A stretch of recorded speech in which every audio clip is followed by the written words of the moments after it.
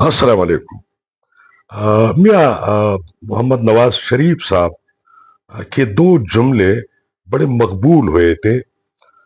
ایک تو یہ کہ مجھے کیوں نکالا، اور ان کا ایک دوسرا جملہ تھا ووٹ کو عزت دو۔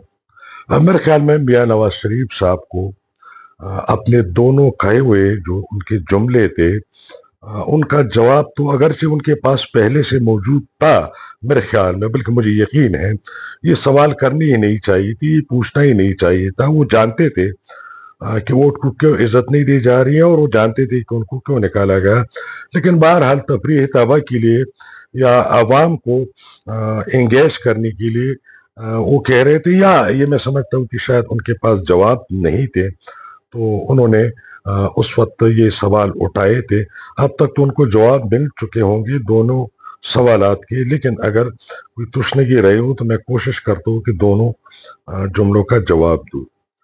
ووٹ کو عزت دو، یہ آپ جناب کس سے کہہ رہے تھے کہ ووٹ کو عزت دو؟ اس کی وضاحت ہونی چاہیے۔ ووٹ تو عام غریب عوام دیتے ہیں، بڑی محبت اور چھاؤ سے دیتے ہیں، اور جن سے متاثر ہوتے ہیں۔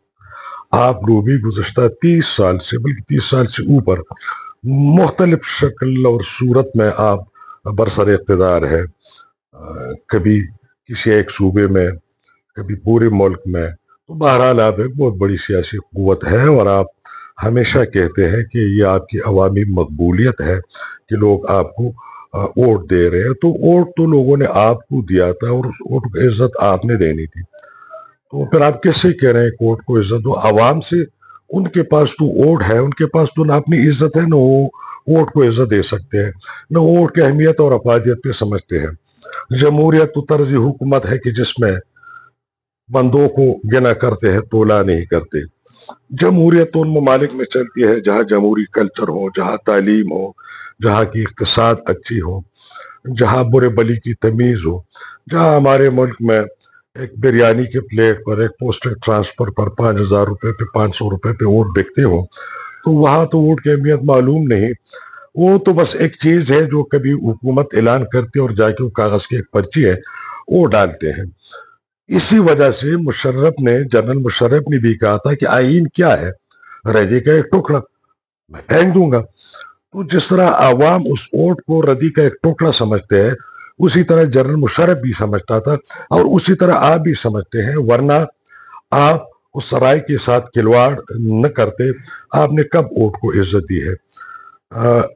آپ اپنے گریبان میں جائیں کے بتائیے گا کہ جس منشور کو پیش کیا تھا، جو آپ نے سہانے خواب دیے تھے، جو آپ نے سبز باغ دکھائے تھے، آپ جب جب اقتدار میں آئے ہیں، آپ کے منشور کے مطابق ملک کتنی ترقی کر گیا ہے، آپ کی ذاتی اثاثے کس حد تک بڑھ گئے ہیں، کہاں کہاں آپ نے جمہوری اداروں کو، ریاستی اداروں کو ترقی دی ہے، وہاں ٹرانسپیرنسی لائے ہیں، وہاں اکاؤنٹیبلٹی لائے ہیں، وہاں اصول اور قانون کا بول بالا کیا ہے، ان کو خدمت گزار بنایا ہے معاشرے کا، عوام کا۔ اس میں سیاسی مداخلت سے توبہ طائب ہوئے ہیں، ان کو کہاں مضبوط بنیادوں پہ کھڑا کیا گیا ہے، ان اداروں کے بہتری کے لیے کون سی قانون سازیاں ہوئی ہے۔ پھر آپ نے خرید و فروخت سیاسی طور پر کی ہے، آپ نے جمہوریت کا گلا گھونٹا ہے، آپ نے کاروبار کی ہے، چانگا مانگا، اور یہ سب چیزیں لوگوں کے ذہن میں ہیں۔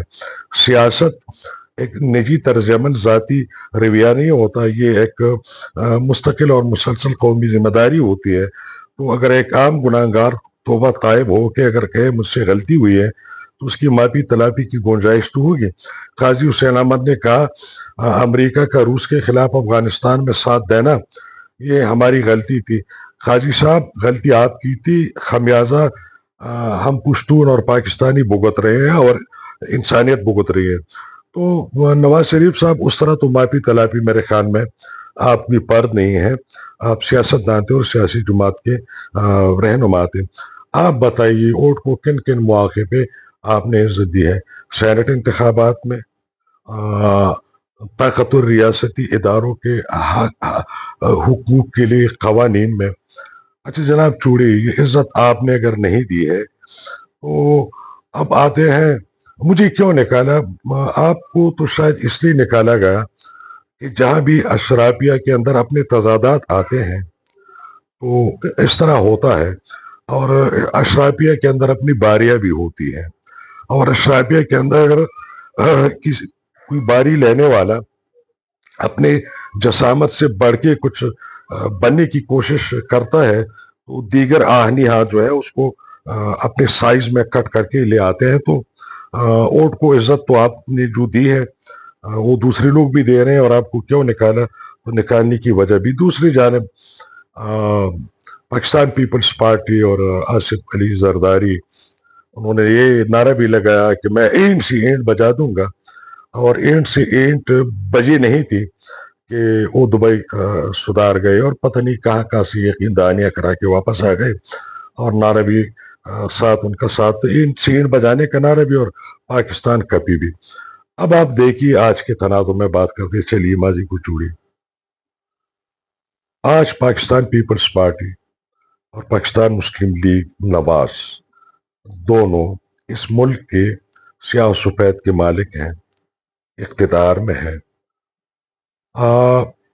لوکل گورنمنٹ کے لیے اس کی مضبوطی کے لیے کیا اقدامات اٹھائے جا رہے ہیں، بنیادی جمہوریت کو کس طرح مستحکم کیا جا رہا ہے، صوبائی حقوق کہاں تک دی جا رہے ہیں اور ان کو مزید دیے جانے کی صورتحال ہے، امن و امان کی، اقتصادی سرگرمیاں، اور چلیے یہ سب چھوڑیے گا، قومی اسمبلی اور سینٹ میں آپ بیٹھتے ہیں، صوبائی اسمبلیاں بھی چھوڑیے گا، اس وقت جو ماورائے قانون اور ماورائے آئین ملک کے انتظام کو چلایا جا رہا ہے، سیاست دانوں کی بجائے سرکاری ملازمین کے ہاتھوں میں سب کچھ آیا ہوا ہے، اور جیسے امریکہ نے مشرف صاحب کو دھمکی دی کہ ہم آپ کو پتھر کے زمانے میں بھیج دیں گے، تو وہ دھمکی تو شاید میرے خیال میں یہ نہیں تھی کہ آپ کے خلاف کوئی کارروائی کریں گے، بلکہ وہ یہ تھی کہ آپ کے ہاں شاید قیمتی پتھر ہیں تو اس پہ توجہ دیجیے گا۔ بہرحال مجھے سمجھ نہیں ہے کہ آپ کو کیوں نہ نکالا جائے اور آپ ووٹ کو کیوں عزت نہیں دے رہے ہیں۔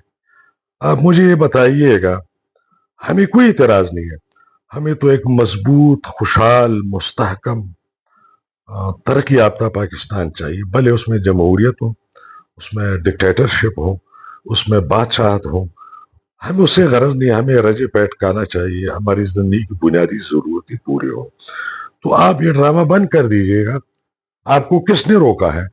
آپ باقاعدہ سرکاری ملازمین کو، سرکاری محکموں کو اقتدار میں آئینی اور قانونی طریقے سے تبدیلیاں کر کے، قانون سازی کر کے شریک کیجیے گا، بسم اللہ، ہم تو تابے دار قوم ہیں۔ لیکن یہ جس طرح آپ کر رہے ہیں یہ غلط ہے۔ دوسری بات، ملک پالیسوں پہ چلتے ہیں، فلسفی پہ چلتے ہیں، بیانیوں پہ نہیں چلتے۔ آپ سب لوگ جو بھی جتنی بھی طاقت میں ہے اور جس کی جتنی بساط میں ہے، آپ بیانیے بنا رہے ہیں، ان بیانیوں کا نتیجہ کیا ہوا؟ قوم شعوری سیاسی ارتقا نہیں کر سکی، اجتماعی طور پر تاریخ اور وقت کے ساتھ قدم سے قدم ملا کے ہم آگے نہیں بڑھے۔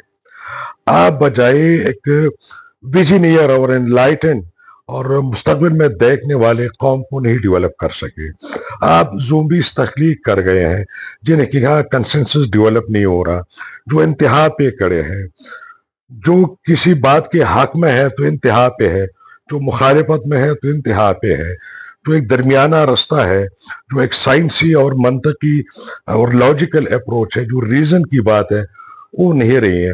اب جناب آپ بتائیے گا کہ یہی آپ کا اسرائیل کے حوالے سے بیانیہ تھا جس کو آپ تشکیل دے گئے ہیں۔ ہم تو بابائے قوم کا ایک قول بھی ہے، ہمیں بتایا گیا اور ہم مانتے ہیں کہ بابائے قوم محمد علی جناح صاحب نے یقیناً فرمایا ہوگا، آپ لوگوں نے مطالعہ پاکستان میں نہیں کرا ہوگا، تو ہم تو اس پہ چلنے والے لوگ ہیں، ہم تو تصور بھی نہیں کر سکتے، بلکہ ہم تو کہیں اس لائن سے ادھر ادھر ہو جاتے ہیں، پہلی دھمکی یہ ملتی ہے کہ بابائے قوم کی توہین کے حوالے سے آپ کے خلاف مقدمہ درج ہو جائے گا، آپ کو عدالت میں لے آئیں گے، آپ کو اٹھا دیا جائے گا۔ تو جناب یہ جو بیانیے آپ بناتے ہیں، بجائے پالیسیز کی اور حکمت عملیوں کی. اور یہ آپ جو عوامی فلاح و بہبود میں سلطنت ریاست کو نہیں چلا رہے ہیں ذاتی اشرافیائی مفادات میں، تو اس کے نتیجے یہ ہوں گے کہ پھر آپ کو بین الاقوامی سطح پہ رسوائی ہوگی. پھر آپ کو بہت مشکلات کا سامنا آئے گا کہ بعض باتیں اگر مانی بھی چاہیے اور ضروری بھی ہے تو آپ نے لوگوں کے ذہنوں کو اس طرح زہریلا کیا ہے کہ اس سے کس طرح ڈیل کریں گے. میں کنکلوڈ اس بات پہ کروں گا کہ حقیقت کی طرف واپس آئیے، فیصلہ کیجئے ملک کو کیسے چلانا ہے. ڈکٹیٹرشپ، بادشاہت یا حقیقی جمہوریت، فیصلہ آپ کے ہاتھ میں ہے. آج کل شاید آپ کے ہاتھ میں نہ ہو، عوام کے ہاتھ میں ہو. آپ جو فیصلہ آج ڈرائنگ روم میں طے کر سکتے ہیں، لے سکتے ہیں، کل کلا کو شاید وہ سڑکوں پہ عوام لے. اور جب عوام سڑکوں پہ بپر کے نکل آتی ہے تو پھر انقلاب ہو یا نہ ہو، بغاوت ہو یا نہ ہو، خون ریزی بہت زیادہ ضرور ہوگی. اجازت چاہتا ہوں. اللہ